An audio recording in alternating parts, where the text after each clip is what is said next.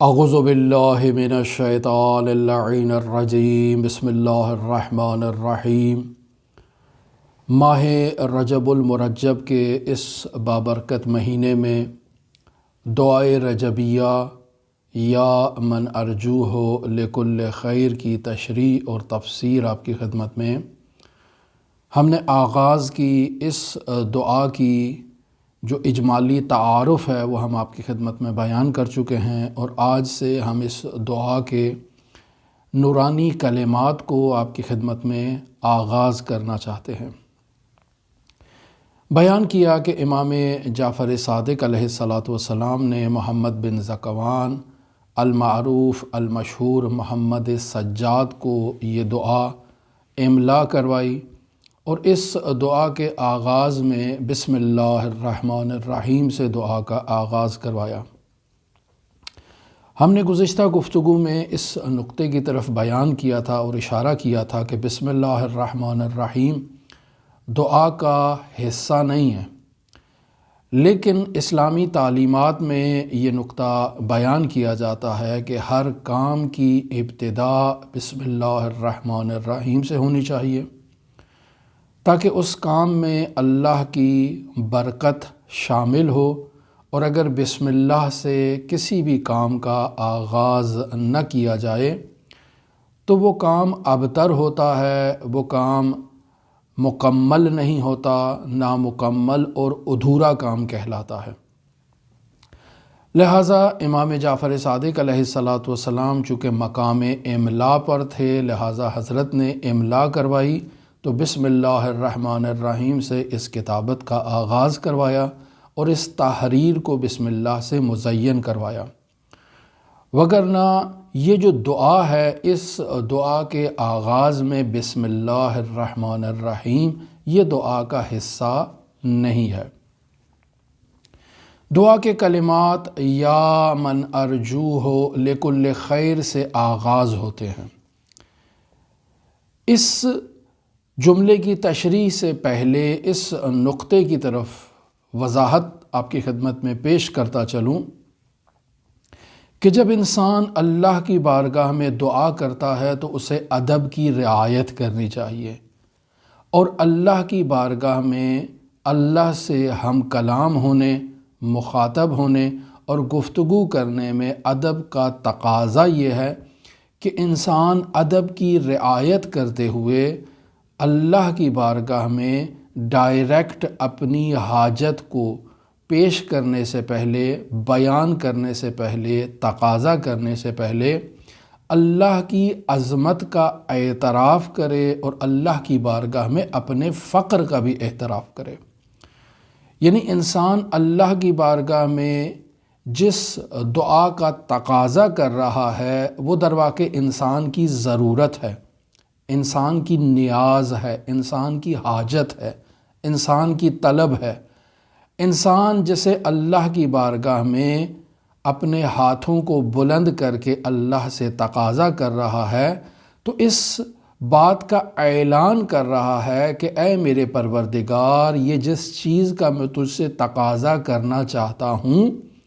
یہ چیز میرے پاس نہیں ہے، میں تجھ سے تیری رحمت کا واسطہ دے کر اس چیز کا تقاضا کر رہا ہوں، التجا کر رہا ہوں، تاکہ تو میری اس کمبود کا، میری اس کمی کا جبران فرما، میری اس کمی کو پورا فرما، میرے اس فقر کو برطرف فرما۔ پس انسان درواقع اللہ تبارک و تعالیٰ کی بارگاہ میں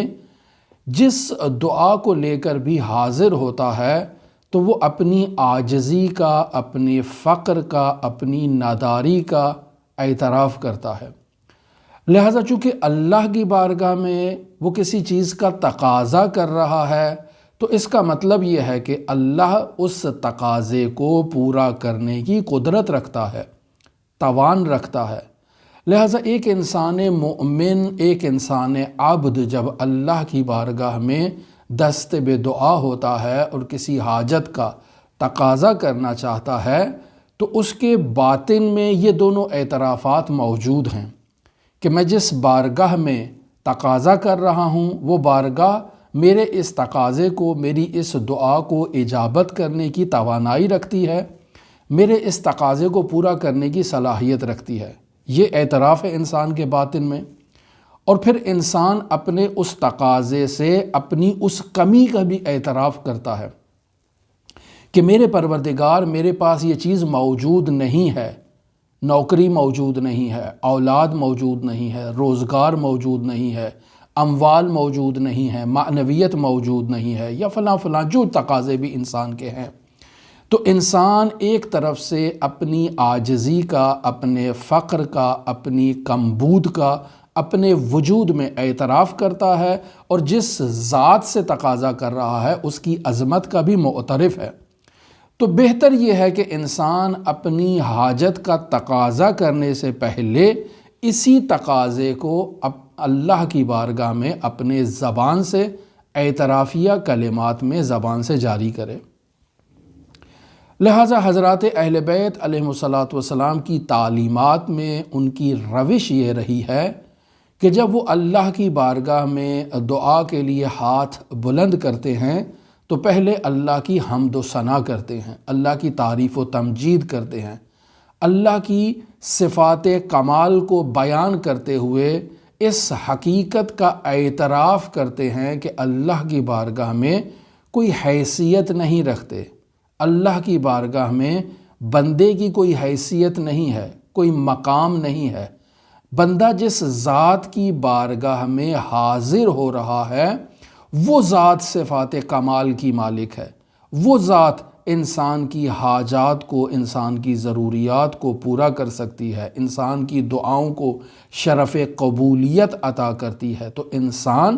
اہل بیت علیہ السلام کی اسی روش پر عمل کرتے ہوئے اللہ کی بارگاہ میں جب ہاتھ کو بلند کرے تو انسان کا وظیفہ یہ ہے کہ اللہ کی عظمت کا اپنی زبان سے اعتراف کرے، اللہ کی حمد و ثنا کو اپنی زبان سے بیان کرے، اللہ کی تعریف و تمجید کرے، اور پھر اس کے بعد انسان اپنے فقر کا اظہار کرے، اپنی کمی کا اظہار کرے، جس کمی کو پورا کرنے کی خاطر وہ اللہ کی بارگاہ میں دعا کے لیے ہاتھ کو بلند کر رہا ہے۔ لہٰذا ہم اسی دعا کی طرف رجوع کریں کہ جہاں امام جعفر صادق علیہ السلام محمد سجاد کو یہ بیان کر رہے ہیں کہ لکھو یا من ارجو ہو لکل خیر۔ تو اس دعا میں بھی امام جعفر صادق علیہ السلام نے اس خصوصیت کی رعایت کی ہے، یعنی اللہ کی تعریف کے ساتھ اپنی عاجزی کا، اپنے فقر کا اظہار کیا گیا ہے۔ اللہ کی تعریف کی گئی ہے یا من ارجو ہو لکل خیر، یعنی اے وہ ذات جو تمام خیرات کا منبع ہے، یا من ارجو ہو، اے وہ ذات جس سے میں امید لگائے ہوئے ہوں، لکل خیر، ہر خیر کی، پس وہ ذات جس کی طرف میرا رجوع ہے، جس ذات کی طرف میں اپنے ہاتھوں کو بلند کر کے تقاضا کر رہا ہوں، وہ منبع تمام خیرات ہیں، تمام خیرات کا مرکز، محور وہ ذات رب العزت ہے۔ اور انسان جو فقر رکھتا ہے، جو محتاج ہے، وہ اسی ذات سے اپنی امید کو لگائے ہوئے ہے کہ جو ذات انسان کی اس امیدوں پر پورا اتر سکتی ہے اور انسان کو خیرات عطا کر سکتی ہے۔ جیسے ایک فقیر کسی بارگاہ میں جاتا ہے، کسی دروازے پر جاتا ہے اور اپنا کشکول پھیلا کر وہ تقاضا کرتا ہے، تو وہ ایسی دروازے پر جائے گا جہاں پہنچ کر اس کو یہ امید ہوگی کہ اس در سے مجھے خالی نہیں لوٹایا جائے گا۔ اور بس اوقات یہاں انسان اس نقطے ہی کی طرف توجہ کرے کہ یہ انسان جو امید لے کر اللہ کی بارگاہ میں حاضر ہو رہا ہے، یہ امید کیا ہے اور اس امید کے لوازمات کیا ہیں۔ انسان اللہ کی بارگاہ میں امید رکھتا ہے، اور یہ انسان کو امید ہونی چاہیے۔ جب انسان کے وجود میں امید ہوتی ہے تو انسان حرکت کرتا ہے، مثلاً مجھے معلوم ہے کہ فلاں جگہ سے میری فلاں حاجت پوری ہو سکتی ہے، تو میں اسی امید کی بنیاد پر تیار ہوں گا، جوتے پہنوں گا، عمامہ پہنوں گا، عبا قبا پہنوں گا، تیار ہوں گا اور اس بارگاہ میں آہستہ آہستہ قدم بڑھاتے ہوئے جاؤں گا، چونکہ مجھے معلوم ہے کہ وہیں سے میری حاجت روائی ہو سکتی ہے، حاجت پوری ہو سکتی ہے۔ لہٰذا امید در حقیقت مبدأ حرکت ہے، یعنی انسان جو اپنے اعضاء و جوارح کو کسی بھی کام کے انجام دینے کے لیے حرکت دیتا ہے، تو اس حرکت کے پیچھے جو قوہ محرکہ ہے وہ انسان کی امید ہے، جس پہ انسان کو یہ یقین ہوتا ہے کہ اگر میں حرکت کروں گا تو مجھے نتیجہ ملے گا۔ لہٰذا انسان اس امید کے ساتھ اپنی فعالیت کا آغاز کرتا ہے، پس در واقع یہ امید انسان کے وجود میں وہ کشش ایجاد کرتی ہے کہ انسان اپنے اعضاء و جوارح کو، اپنے جسم کو، اپنے جثے کو حرکت دے تاکہ انسان اپنی امید پر پورا اترنے کے لیے جو ہے وہ حرکت کرے اور جا کر اپنی آرزو کا تقاضا کرے۔ پس امید در واقع انسان کے وجود میں وہ قوہ محرکہ ہے، وہ انجن کا کردار ادا کرتی ہے کہ جس انجن کے اوپر انسان کے وجود کی گاڑی نے حرکت کرنا ہے اور چلنا ہے۔ پس اگر ایک انسان کو امید ہی نہیں ہوگی تو یہ نا امید انسان ہرگز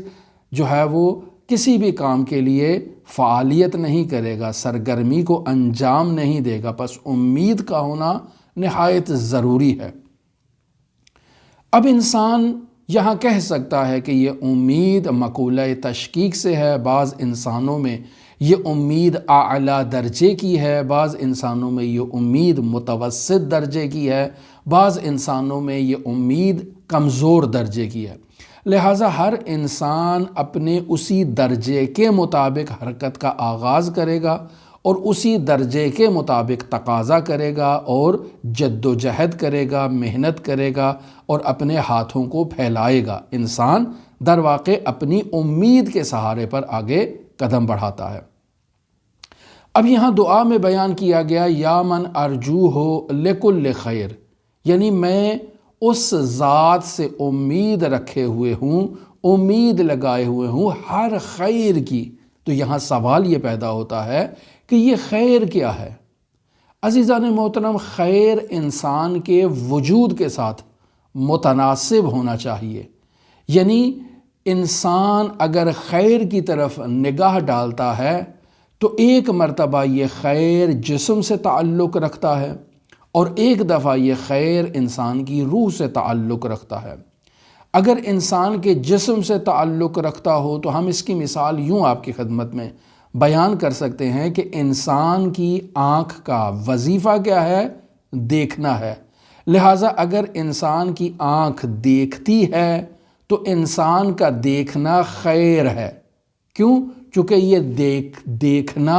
اور دکھائی دینا انسان کی قوہ بصارت کے ساتھ مناسبت رکھتا ہے اور ہم آہنگی رکھتا ہے۔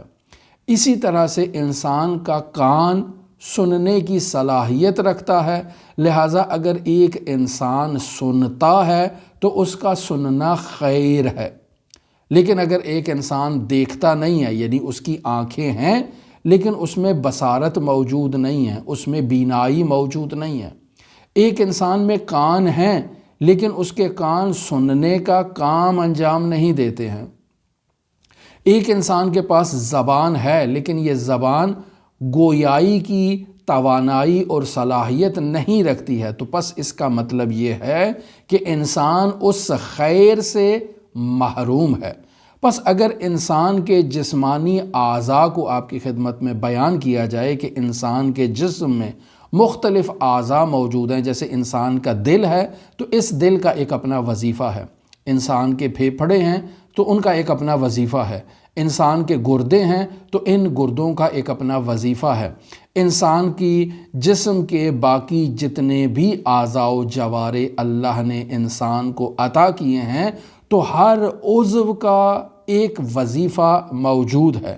اور اگر وہ عضو اپنے اس وظیفے کو درست انداز میں انجام دے رہا ہو تو اس کا مطلب یہ ہے کہ یہ خیر اس انسان میں موجود ہے۔ کیوں؟ چونکہ اس کے عضو کا جو وظیفہ تھا وہ عضو اپنے وظیفے کو انجام دے رہا ہے، تو انسان خیر کا مصداق ہے جسمانی اعتبار سے۔ اور اگر وہ عضو اپنے وظیفے کو درست انجام نہیں دے رہا تو اس کا مطلب ہے انسان اس خیر سے محروم ہے۔ بس یہ خیر جسمانی خیر ہے۔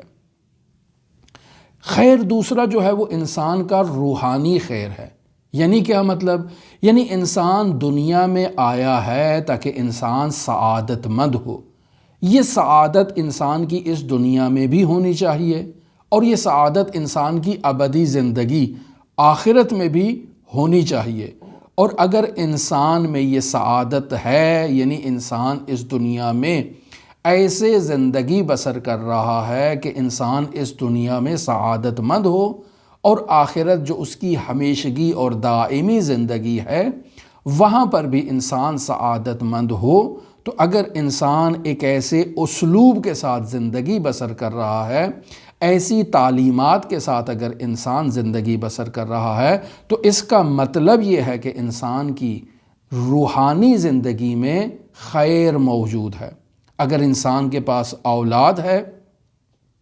اور اولاد بھی اسی سعادت کی راہ پر گامزن ہے، تو یہ اولاد بھی روحانی اعتبار سے انسان کے لیے خیر کا مصداق ہے۔ اگر انسان کے پاس عقل ہے اور عقل بھی صراط مستقیم پر چلنے میں انسان کی مدد کر رہی ہے، تو اس کا مطلب یہ ہے کہ یہ عقل انسان کے لیے خیر کا مصداق رکھتی ہے۔ اگر انسان کے پاس مال ہے اور مال بھی مال حلال ہے، یہ لقمہ حلال جو انسان اپنے حلق میں اتارتا ہے تاکہ اس لقمہ حلال سے انسان کے وجود کی تربیت ہو، نشو و نما ہو، اور وہ اللہ کی عبادت کرنے میں، اللہ کی بندگی میں اس دنیا میں جو زندگی بسر کر رہا ہے وہ خیر کے اصولوں کے مطابق اور سعادت کے حصول کے لیے انجام دے رہا ہے، تو اس کا مطلب یہ ہے کہ یہ پاکیزہ مال بھی انسان کے لیے خیر کا مصداق ہے۔ اور اسی طرح سے انسان کی صحت ہے، تندرستی ہے، جسمانی نشو و نما ہے، اور اس کے علاوہ ہر وہ چیز،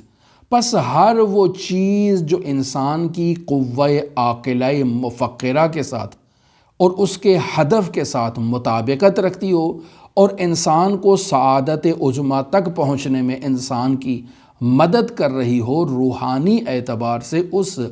چیز کو خیر کہا جائے گا۔ کیوں؟ چونکہ وہ انسان کی عقل کے جو ہدف ہیں، جو اغراض و مقاصد ہیں، ان کے ساتھ مطابقت رکھتی ہے۔ العقل ما عبد بہ الرحمن، عقل وہ چیز ہے کہ جس کے ذریعے سے انسان رحمان کی عبادت کرتا ہے، رحمان کی طرف انسان سفر کرتا ہے۔ پس انسان کی اگر یہ قوہ عاقلہ مفکرہ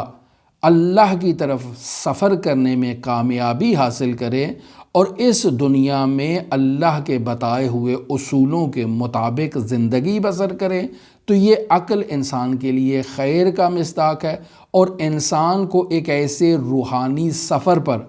لے جا رہی ہے کہ جو اس کا مطلوب ہے، جو اس کا مقصود ہے۔ پس یہ عقل بھی خیر ہے، اور اس عقل میں آنے والے تمام افکار جو انسان کو سعادت عظمیٰ تک پہنچانے میں مدد دے رہے ہیں، وہ سب کے سب کیا ہیں؟ خیر کا مصداق ہیں۔ اور اگر انسان کو راہ راست سے منحرف کر رہے ہوں تو اس کا مطلب ہے کہ انسان خیر سے محروم ہے۔ پس حقیقی خیر وہ ہے کہ جو انسان کی زندگی کو اس دنیا میں پائیدار کرے آخرت کے لیے، یعنی انسان کی اس دنیا میں زندگی کو اس انداز میں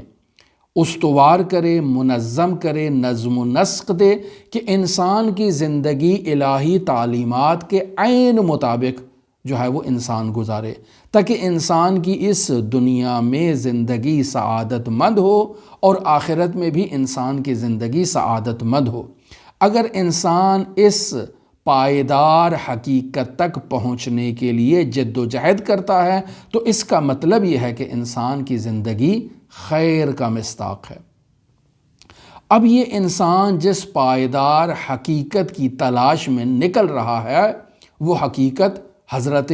حق متعال کی حقیقت ہے۔ پس انسان اس دنیا میں اللہ سے جس خیر کا تقاضا کرے وہ خیر انسان کے لیے محدود نہیں ہونا چاہیے۔ کیوں؟ چونکہ انسان جس ذات سے تقاضا کر رہا ہے وہ ذات محدود نہیں ہے، وہ ذات لامحدود ہے، خیر مطلق کا مصداق ہے۔ لہٰذا انسان اس خیر مطلق ذات کی طرف جب دست بے دعا بلند کرتا ہے، ہاتھوں کو اٹھاتا ہے اور تقاضا کرتا ہے یا من ارجوہ لکل خیر، اے وہ ذات جس سے میں امید لگائے ہوئے ہوں ہر خیر کی، اور میری امید بھی اس ذات سے محدود خیر کی نہیں ہے بلکہ مطلق خیر کی، میں اس سے امید لگائے ہوئے ہوں اور تقاضا مند ہوں۔ کیوں؟ چونکہ وہ منبع خیر ہے، وہ ذات جس میں خیر ہی خیر ہے، جس ذات میں کسی قسم کا نقص موجود نہیں ہے، اس کی عطا میں بھی کسی قسم کا نقص نہیں ہے، تو مجھے اس ذات سے جب تقاضا کرنا ہے تو کل خیر کا تقاضا کرنا ہے، چونکہ وہ ذات کل خیر کی مصداق ذات ہے۔ پس انسان کی یہ دنیا میں زندگی دائمی زندگی نہیں ہے۔ انسان یہاں آتا ہے 10 سال 20 سال 50 سال 60 سال 100 سال 200 سال زندگی بسر کرے گا، اور انسان نے اس دنیا سے ایک دائمی زندگی کی طرف کوچ کرنا ہے۔ پس انسان کو اس دنیا میں اپنے فطری تقاضے کے مطابق زندگی بسر کرتے ہوئے اپنی آخرت کو آباد کرنا ہے۔ لہٰذا اپنے اس مقام ابدی اور مقام دار قرار، مقام آخرت کے آبادانی کے لیے انسان اللہ کی بارگاہ میں تقوی اختیار کرتے ہوئے اس سے ہر اس خیر کا تقاضا کرتا ہے کہ جو اس دنیا میں اس سعادت عظمیٰ تک پہنچنے کے لیے انسان کے لیے مددگار ہو، اور پھر اس آخرت کی زندگی میں انسان کے لیے دائمی اس دار قرار میں ہمیشہ کے لیے انسان کے لیے مددگار ہو اور انسان کے لیے دائمی زندگی کو آبادانی اور آبادی فراہم کرے۔ لہٰذا انسان اس ذات سے جو انسان کا مبدا ہے، جو انسان کا خالق ہے، اور اس نے انسان کو 2 حیات عطا کی ہیں، ایک حیات دنیا ہے، ایک حیات آخرت ہے۔ یہ حیات دنیا محدود ہے، وہ حیات آخرت ابدیت رکھتی ہے، نامحدود ہے۔ انسان اس محدود حیات میں اس نامحدود حیات کے لیے آبادانی کا سامان فراہم کرنا چاہتا ہے، اور اگر اپنے دامن میں انسان نگاہ ڈالتا ہے تو اس کے دامن میں صرف محدودیت ہی محدودیت موجود ہے، فقر ہی فقر موجود ہے۔ اس کا یہ سانس بھی اس کا ذاتی نہیں ہے، اس ذات کا مرہون منت ہے۔ اس کے یہ اعضاء و جوارے، یہ آنکھیں، یہ ہاتھ، یہ زبان، یہ کان، یہ اس کے ذاتی نہیں ہے بلکہ اسی ذات کی طرف سے دیے گئے ہیں۔ تو پھر انسان اس ذات کی بارگاہ میں ایک ایسے خیر کا تقاضا کر رہا ہے جو خیر مطلق ہے، تاکہ اس کی دائمی زندگی میں انسان کے لیے مدد اور معاون اور مددگار ہو۔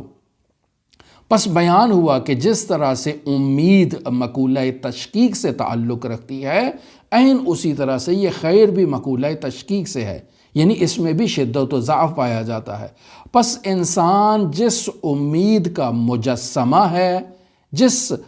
مقدار میں انسان میں امید پائی جاتی ہے، انسان اسی مقدار میں اس ذات رب العزت سے خیر کا تقاضا کرے گا۔ تو انسان کو اپنی امید کے دائرے کو وسیع کرنا ہے، اور جس خیر کا انسان اللہ رب العزت سے تقاضا مند ہے اس کے دائرے کو بھی نامحدود اور وسیع کرنا ہے، تاکہ اللہ جو خیر مطلق کا اور کل خیر کا مصداق ہے، اس ذات سے انسان اسی کل خیر کا تقاضا کرے۔ لہٰذا انسان جب خداوند متعال سے رابطہ قائم کرتا ہے تو انسان کو اپنا رابطہ مضبوط قرار دینا چاہیے۔ لہٰذا خداوند متعال سے انسان کو مرتبط ہوتے ہوئے جو دینی اصطلاحات میں خیر کا لفظ بیان کیا گیا ہے، یہ خیر در واقع انسان کی اس دنیاوی زندگی کے ساتھ بھی مطابقت رکھتا ہو، آخرت کی زندگی کے ساتھ بھی مطابقت رکھتا ہو۔ پس اللہ نے اس انسان کو اس دنیا میں بھیجا ہے، اور اس دنیا میں اللہ نے انسان کو جو یہ نعمات عطا کی ہیں، ان نعمات کا ایک مقصد ہے، ایک غرض ہے، ایک ہدف ہے۔ انسان اسی مقصد کی تکمیل کے مطابق اگر اس عضو کو اور ان اعضاء کو استعمال کرے گا تو یہ انسان کا جو یہ جسمانی بدن ہے، یہ جو دنیاوی زندگی ہے، یہ خیر کا مصداق ہوگی، اور پھر اسی کے ذریعے سے انسان اپنی آخرت کو آباد کرے گا، اور وہ آخرت بھی انسان کے لیے خیر کا مصداق ہوگی۔ لہٰذا انسان اس دنیا میں کھاتا ہے، اس دنیا میں پیتا ہے، اس دنیا میں زندگی بسر کرتا ہے، دوسرے معاملات کو انجام دیتا ہے، معاشرت کرتا ہے، حکومت کرتا ہے، ریاست کرتا ہے۔ جو کچھ بھی انسان اس دنیا میں انجام دیتا ہے، اگر وہ تمام انسان کے جو خلقت کا، جو انسان کی وجود کی خلقت کا ہدف ہے، اگر اس کے ساتھ مطابقت رکھتا ہو تو یہ خیر کا مصداق ہے۔ یعنی انسان کی دنیاوی زندگی اللہ سے ارتباط میں ہو، اور انسان کو اللہ کی طرف سوق دے، انسان کو اللہ کی طرف بڑھائے، انسان کو اللہ کی طرف لے جائے، انسان کا کھانا اللہ کے لیے ہو، انسان کا پینا اللہ کے لیے ہو، انسان کا سونا جاگنا اللہ کے لیے ہو، انسان کا حکومت کرنا اللہ کے لیے ہو، ریاست کرنا اللہ کے لیے ہو، انسان کا کاروبار کرنا اللہ کے لیے ہو۔ تو جب انسان ہر کام کو اللہ کے لیے انجام دیتا ہے تو یہ انسان کی زندگی خیر پر مشتمل ہے۔ اور پھر دوسری طرف ہم انسان کی زندگی میں دیکھتے ہیں کہ کچھ اللہ کی طرف سے انسان کی زندگی میں آزمائشیں آتی ہیں، مثلاً زلزلہ آ جاتا ہے، مثلاً سیلاب آ جاتا ہے، مثلاً بیماریاں آ جاتی ہیں، آفات آ جاتی ہیں، کرونا آ جاتا ہے۔ اس طرح کی بہت سی مشکلیں اللہ کی جانب سے انسان کی زندگی میں آتی ہیں۔ یہ در واقع انسان کی آزمائش کے لیے ہیں، انسان کے امتحان کے لیے ہیں، تاکہ انسان کو اس دنیا میں کندن بنایا جائے، انسان کو کامیاب بنایا جائے، اور انسان ان آزمائشوں پر اللہ کی بارگاہ میں شاکر بن کر، شکر گزار بن کر، صابر بن کر اللہ کی بارگاہ میں آگے قدم بڑھائے۔ تو یہ تمام چیزیں انسان کی زندگی میں خیر کا مظہر ہیں۔ اللہ کی طرف سے انسان کی زندگی میں خیر ہی خیر ہے۔ کیوں؟ چونکہ وہ ذات کل خیر کا مصداق ہے، وہ ذات انسان کے لیے خیر ہی خیر کو جو ہے وہ بھیجتی ہے یا انسان کے لیے پیش کرتی ہے۔ لہٰذا انسان اپنے زندگی کے تمام حالات کو اگر اللہ رب العزت سے مرتبط قرار دے، اور انسان اپنے تمام اعضاء و جوارح کو، دنیاوی زندگی کو، آخرت کی زندگی کو آباد کرنے کے لیے گزارتا ہے، تو انسان کی یہ تمام زندگی خیر کا مجموعہ ہے۔ لہٰذا ایسے میں انسان جب اللہ رب العزت کی بارگاہ میں کہتا ہے یا من ارجوہ لکل خیرن، یعنی اے وہ ذات جس سے مجھے امید ہے، ہر خیر کی امید ہے، اور انسان اسی ذات سے اس امید کو لگائے ہوئے اس ذات کے سامنے اپنے ہاتھوں کو بلند کرتا ہے، اور اس دعائیہ کلمات میں ان کلمات کو اپنی زبان سے جاری کرتے ہوئے تقاضا کرتا ہے یا من ارجوہ لکل خیر۔ پس یہاں انسان نے اس ذات کی تعریف بھی کی ہے، حمد و ثنا بھی بیان کی ہے، اور اپنی امید کو بھی اس ذات کے سامنے پیش کیا ہے کہ میں اس ذات سے امید لگائے ہوئے ہوں۔ کس ذات سے؟ جو کل خیر کا مظہر ذات ہے۔ پس انسان اپنے آپ کو امیدوار پیش کر رہا ہے اللہ رب العزت کی بارگاہ میں، اور پھر اس ذات سے کل خیر کا تقاضا بھی انسان کر رہا ہے، چونکہ انسان ایک ایسی ذات کی بارگاہ میں حاضر ہے جو خیر مطلق کا مظہر اور کل خیر کا مصداق ذات ہے۔ تو ایسے میں انسان اگر اپنی امید کو اعلیٰ درجے تک پہنچا دے تو پھر انسان کل خیر سے کل خیر ہی کا تقاضا کرے گا۔ لہٰذا اس امید پر انشاءاللہ کل آپ کے ساتھ دوبارہ اسی موضوع کو لے کر آگے چلیں گے۔ ہماری دعا ہے کہ خداوند متعال ہماری معرفت میں اضافہ فرمائے، اہل بیت علیہم الصلاۃ والسلام کی تعلیمات کو سمجھنے میں خداوند متعال ہمارے دل کے جو ہے وہ وجود میں وسعت عطا فرمائے، تاکہ معارف اہل بیت علیہم الصلاۃ والسلام کو ان معارف کی نورانیت کے ساتھ ہم درک کر سکیں، اور پھر ان معارف کی روشنی میں خداوند متعال کی طرف ہم قدم بڑھا سکیں۔ دعا گو ہیں خداوند متعال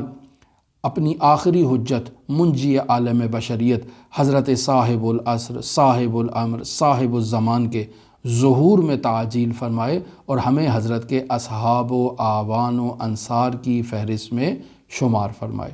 اللہم صلی علی محمد و آل محمد وعجل فرج قائم آل محمد۔